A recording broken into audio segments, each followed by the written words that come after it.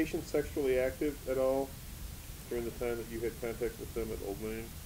Sexual activity, again, at the hospital was frowned upon, and it was. We knew it went on.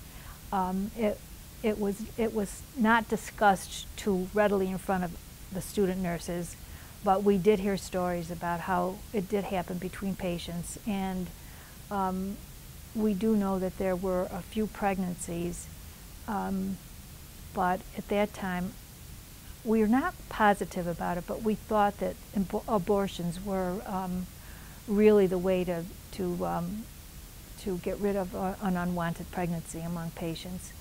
And at that time, I don't believe you even had to have a patient's consent to do this. And one of our student nurses recalls an incident when she was privy to a discussion where a patient came in pregnant, and she was a young girl. She was diagnosed as schizophrenic, and she was kind of railroaded into having the abortion. She didn't really agree to it, but it was really encouraged, and the abortion did occur. Were any babies born at the? We did have a few births. We were never sure of who the father was. There were some births at our hospital. We did have an operating room. It was located first in Dunham Hall, and then as time went on, it was located in Brigham Building. And all kinds of surgeries were performed that were deemed necessary by medical doctors who came in and treated our patients from the community. Do you have any idea what happened to the babies that were born there? I believe they were put up for adoption if the families did not take care of them or want them. One of our students at Marcy remembered a baby that was born at Marcy and then stayed at Marcy State Hospital for the duration of his life as well. His mother was a patient and then had the baby there. Baby stayed. Do you remember what morning routine at Old Main was like? We had an interesting routine in the morning at Old Main. We all remembered everybody lining up. A bell rang, and everybody got up at the same time. Everybody made their beds. Everybody came out to get their medication in long lines. And there was a medication room with a half door, and medication was administered over that half door to the patients. And then everybody was escorted in lines to the dining room. Showers, if they had their shower assigned that day, and then they were all escorted in lines to the work area where they were supposed to go to work. And some people had privileges so that they were trusted to go to their place of work by themselves without being escorted. And then they would return for lunch and go to the cafeteria. And the cafeteria, I remember, was huge, with long tables, and people went up and got their trays and came and sat down and ate, and then got rid of the tray, and then they went on to their afternoon activity, which was really work and or a recreational activity. And some of them had free time to walk around the grounds. I do remember there were many patients who started to smoke at the hospital, especially as the years went by. The staff encouraged patients to perform their activities of daily living by giving them a cigarette if they completed that task, or if they went on errands to Central Supply, or if they did some favors for the staff would give them cigarettes. Some people might categorize that use of cigarettes now as a token economy based on Skinnerian behaviorism. Was that a part of the thinking at the time, or was it just an easy way to get people to do things? Smoking at that time was just an easy way for people to get a way to do things, and because some staff were lazy, and I'm not saying all of them, but if the patient did something like making an extra bed or folding more linen or whatever, then they would give the patient first of all, their own cigarettes, and then of course the state ended up purchasing cigarettes too. And that really led to a whole environment where patients smoked almost incessantly. And I can remember as a treatment team leader in Wright Building after many years, when we tried to get people to stop smoking, and we established the first non-smoking facility in the state of New York amidst many complaints from patients and many more from the staff who worked in the buildings.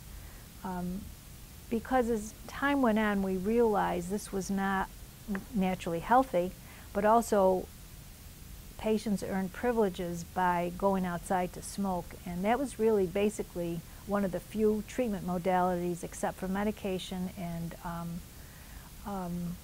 some various individual appointments with psychology and with the social workers as far as discharge planning. We realized we had to do more to implement strategies and programs that would help people learn skills in order to live in the community successfully. So we started a non-smoking program, and we first of all just contained smoking to one room, and we devised some hours for that, like 9 o'clock, 1 o'clock, I think it was 6 o'clock, and maybe one more time to smoke before bedtime. And then we went from that to not smoking at all in the facility, and then smoking so many feet away from the doors of the facility.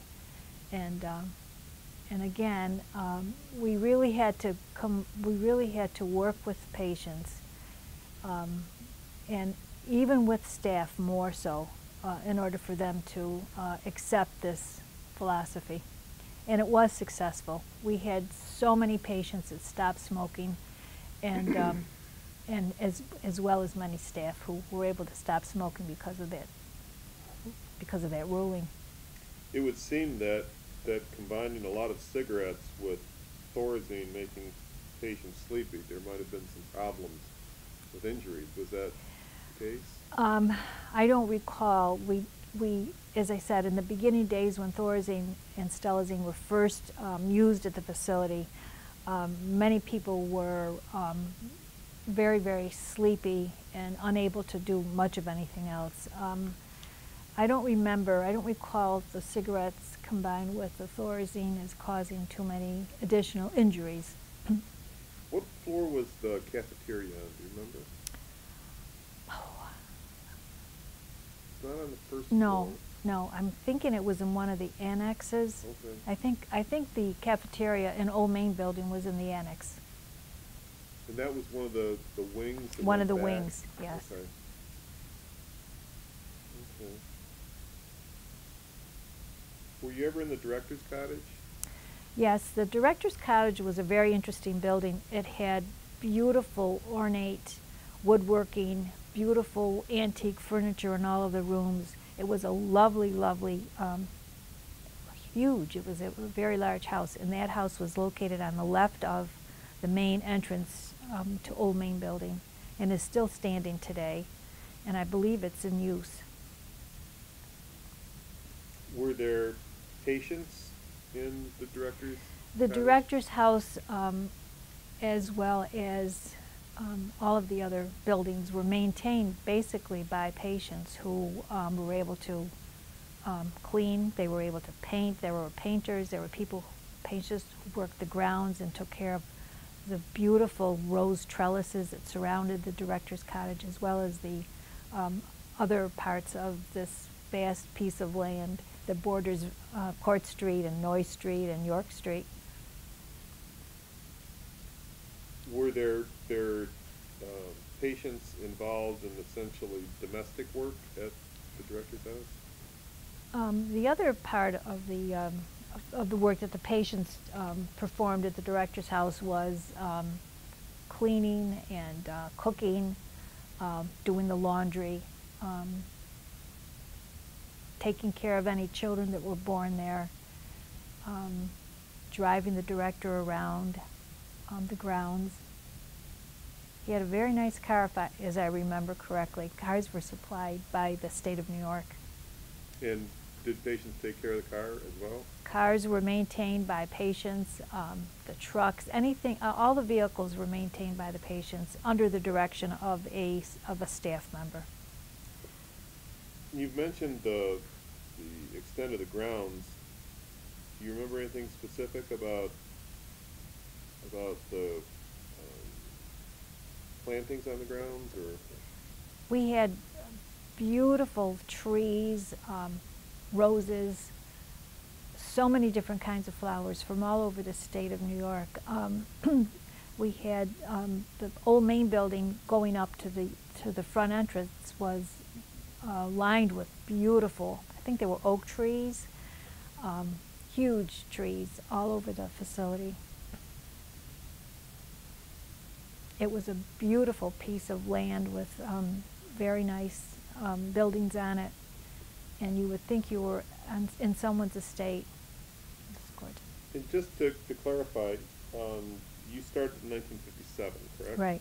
And was there any farming, vegetable farming going on at that point still? I believe there were still some tracts of land that produced food for the facility, and I think it even extended across the street where Pinefield is now located. There was some farmland in that area that I remember. Well, I know that originally the property went back to include what's now Utica College, right, and even down over the hill to the Shenatry grocery store. Mm-hmm. It was really quite expensive. I didn't realize it went that far, Dave. Yeah, and I've never seen an acreage number, but I've seen a picture that makes it look like it goes that far. Very big, lots of opportunity for work.